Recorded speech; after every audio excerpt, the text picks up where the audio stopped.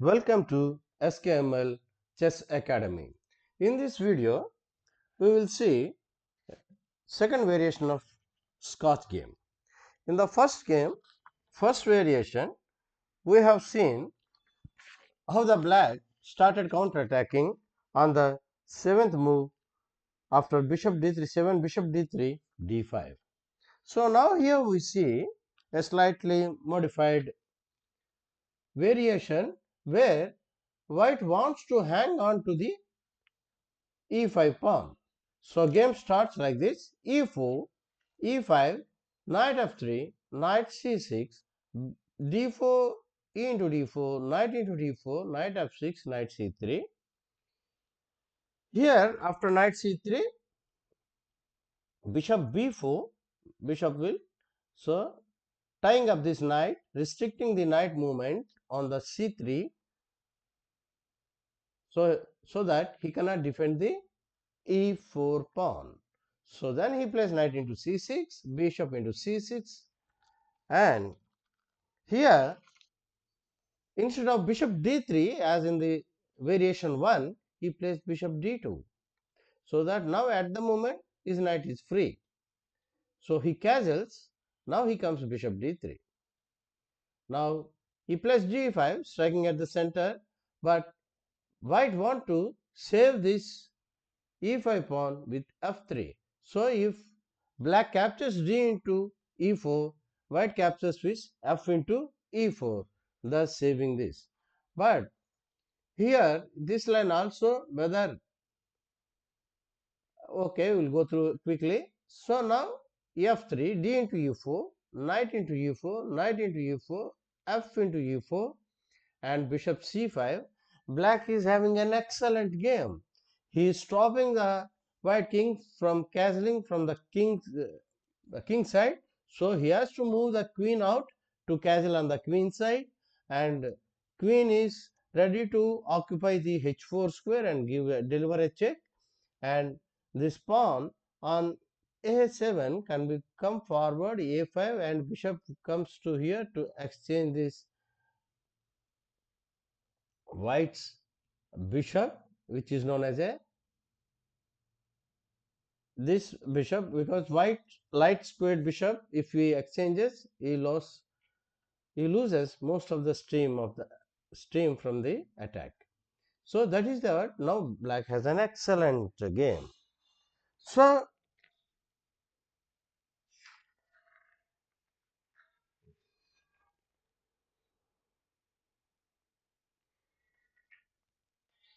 next is, we can see here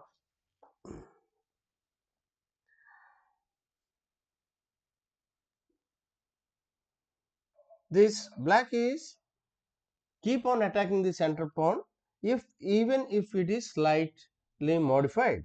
Suppose a more common variant is 5 knight into c6. Here instead of knight c3, here what happens if knight into c6 played first? Then b into c6, e5, because to keep the pawn in the central position, and thus cramp black's game.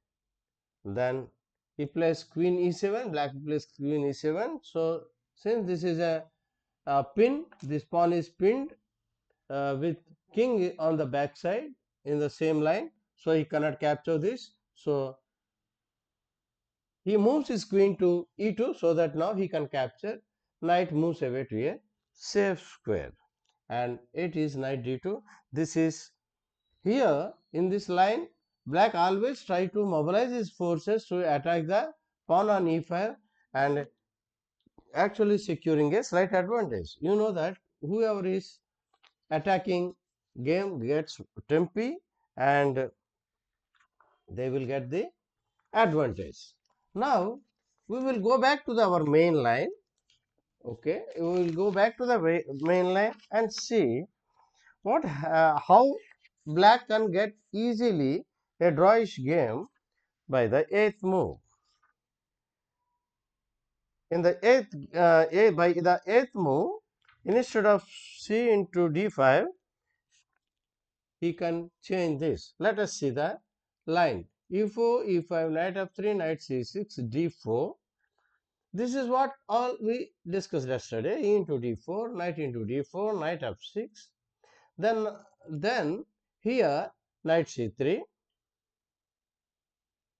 bishop b4, knight into c6, b into c6, bishop here.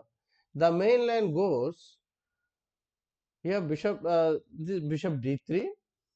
Here main line goes to bishop d3. Then he plays d5 immediately. Then e into d5. So here instead of playing c into d5, black quickly gives a check and queen e7 check, then it is a forced move. Queen e2, then exchange of queens. He will exchange the queens first. So when he exchange the queens, then black will try to exchange as many pieces as they want. Exchange. So knight comes here, then if he goes here, it will be attacked. And he has to go here, then he will castles. So like this, so the drawing is more chances for the drawing purpose.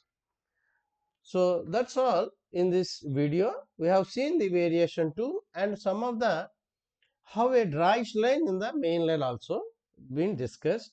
What happens if white tries to secure the e4 pawn in the center? When white tries to maintain a e5 pawn in the center, how the game tilts to the black advantage we have seen in this video. Thank you very much for watching this video. Please share, subscribe and press the bell icon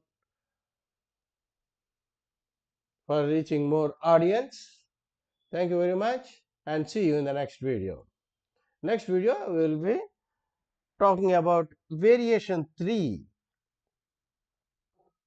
how the counterattack starts with bishop c5. Till then, bye.